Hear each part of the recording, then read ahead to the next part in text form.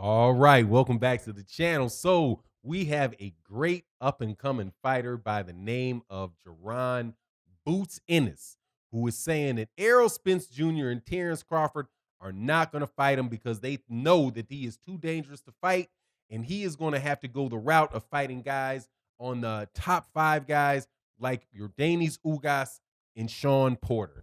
And let me tell you right now that Jaron Ennis is trouble for any of those dudes right this second. Let's talk about that in this video.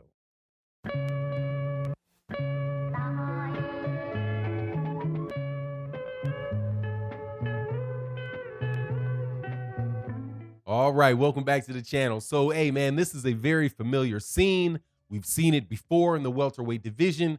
A young, extremely talented, hungry fighter with a great reputation is looking to break into the 147-pound division, but the top guys see him coming and don't want no smoke with them.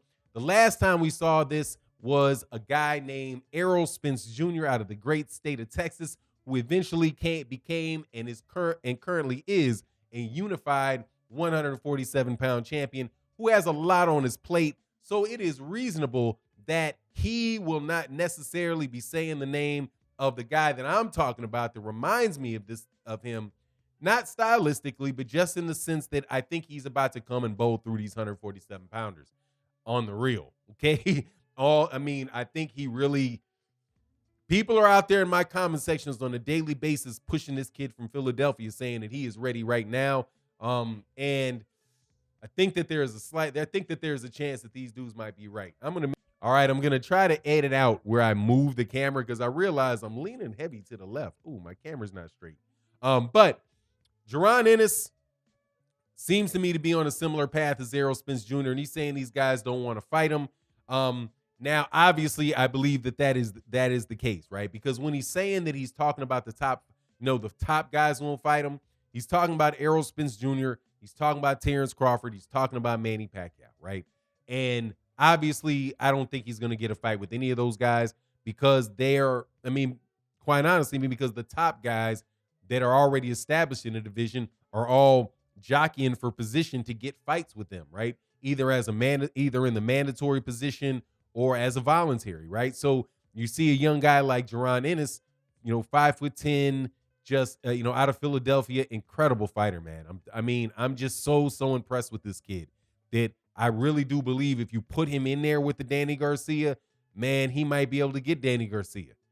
The only reason that I wouldn't say for sure that he beats a Danny Garcia or for sure that he beats a Shawn Porter or for sure that he beats a Keith Thurman is because, I just haven't seen him in the ring with that level of competition, and I don't know if he can take a shot. Now, interestingly enough, man, was on the live stream yesterday. Shout out to Team Haney. The trainer for Devin Haney and father Bill Haney was on the show, and somebody asked him, well, hey Bill, what's going to happen when Devin gets hit? And Bill says, shoot, I don't know either. like I don't know what's going to happen when he gets hit because I'm wondering too, because he ain't getting hit. You know what I mean? Like that was his thing. It's like, I don't know whether or not he got a chin or not. We ain't training him to take shots. We'll see if it happens, but our plan is for it not to happen, for us not to discover that reasonably, right? Kind of like Floyd Mayweather Jr. You don't want too many opportunities to wonder whether or not somebody has a chin, right? Because that's a 50-50 shot when somebody hits you flush like that. You might be gone. Anyway, so Terence Crawford, so obviously these guys at 147 pounds are not ready for Jaron Ennis right now. So the question, I'm not saying Jaron Ennis isn't ready for them. They're not ready for Jaron Ennis in that they've got their eyes on actually regaining championship belts and staying away from a guy like that that can actually beat you and knock you off at that early stage. So I do believe that in order to get that shot, that Jaron Ennis is going to have to go the mandatory route. And since he's going to have to go the mandatory route, I do believe that the best route to go to get a shot as a mandatory, I think is for him to go the IBF route, right? And see if he can get ranked high in the IBF. Because if he gets ranked in the IBF, now, and I know that that's a little bit of a problem, that could be a problem for Boots because he's so big, you know what I mean? and he has that 10-pound rehydration clause. But seeing as he's at that age, and I don't think that very well may not be a problem for him. But as far as getting into a mandatory position and having a sanctioning body that is actually would force somebody to fight you, the IBF would be the route for the IBF, I do believe, would be the route for Jaron Ennis, which would bring him in contact with guys like Abu Karov and Sergey Lipinets and guys like that, who I do believe are really good fights for him. Because when he's saying I'm looking for, the top guys won't fight you, so he's looking for the top 5, top 10 guys. You're starting after you get past Shawn Porter and Ugas, who I will talk about. And I think right now, hey man, why not try to get that fight? But before you fight a Shawn Porter or somebody like that, I would say that Jaron is I would much rather see him fight Sergey Lipinets before he gets to Keith Thurman, or fight if Abu Karev can beat Sergey Lipinets, which I don't see happening. Abu Karev is a slick fighter. I mean, he's more of a slick fighter, right? He's not a necessarily guy that's really, really pushing on the gas on you. At least he wasn't that when I saw him fight. I think it was Luis Collazo I saw Abu Karev fight. But I mean, those type of fights I think are really good fights for Jaron, and it's at this time. And then after he knocks off maybe 2 of those, I do believe he'll be ready then for Yordenis Ugas. I do believe he'd be ready for Shawn Porter. And by the time, we get into 2022, I think by the time we get into 2022, Jaron Ennis is going to be able to be ready and beat Shawn Porter. I think he'll be ready. He'll be able to beat Danny Garcia. I think he'll be ready. I think he'll be able to beat Keith Thurman. But Keith Thurman, I think, because of the way that he moves on the outside, that might be a little bit more. I don't know. I just don't know how he would deal stylistically with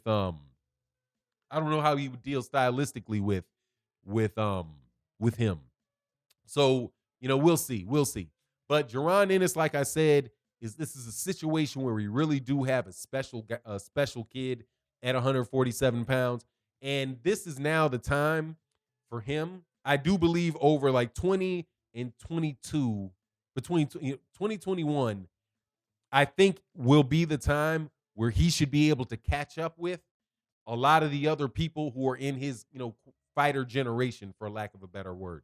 Because there are a lot of and I think, man, we might be in for a real golden era, man. There are a lot of good kids that came out in this pocket of fighters with Jaron Ennis. Like Devin Haney, Teofimo Lopez, Shakur Stevenson, even Ryan Garcia. We'll see what Ryan Garcia does with Luke Campbell when he goes over to the UK. We'll see how that turns out for him. But Teofimo Lopez this weekend is make or break for him. Okay. So Teofimo Lopez is either going to lose to Vasily Lomachenko and he's going to take a step back, and that's what it's going to be. It's going to be a step back. He can move to 140 and fight the guys at 140 maybe, but having taken that loss to Vasily Lomachenko, man, he would have been the guy that just that just flew too close to the sun and his wings got burned off. But if he's able to beat Vasily Lomachenko, which I think he has a chance to, he'll be the first guy in that class to really elevate himself beyond everybody else. Devin Haney, I do believe, was the first to actually get it was Devin Haney or Shakur Stevenson that were first to get a belt. I think it was Devin Haney, though. But anyway, right around the time, so both Devin Haney and Shakur Stevenson already have championships. Obviously, Shakur Stevenson's championship is being respected more than Devin Haney's is, because Lomachenko pulled that duck move on Vasily Lomachenko pulled that duck move on Devin Haney. So Devin Haney didn't actually get to win it in the ring.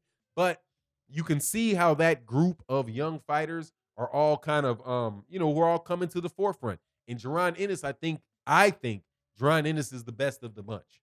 I think he's the best. Now, obviously, he's not going to fight. He's in a much different weight class than Shakur Stevenson. Well, let me rephrase that. Let me say that again. Shakur Stevenson, from what I see, and Jaron Ennis seem to be like they are the top of that class. I'm liking Devin Haney a lot too. I just have to see Devin Haney. That's got to see Devin Haney a little bit more to say that he's better than Shakur and Jaron. But I think obviously he's right there, man. So these guys really do have. I think we got some good years of boxing coming up in the welterweight division because I think um Devin and Tiafimo for sure are going to wind up being at that weight class. But we'll see what happens, man. And then Jaron is at that weight class, but more than likely he'll be at the 154s and the 160s because he's just such a big guy. But anyway it goes, I'm looking forward to see how it plays out. You let me know what you think of Jaron, what you think about him against Shawn Porter or Errol Spence Jr. and when the time would be right for that fight to take place. You let me know in the comment section. And with that, I'm out. Peace.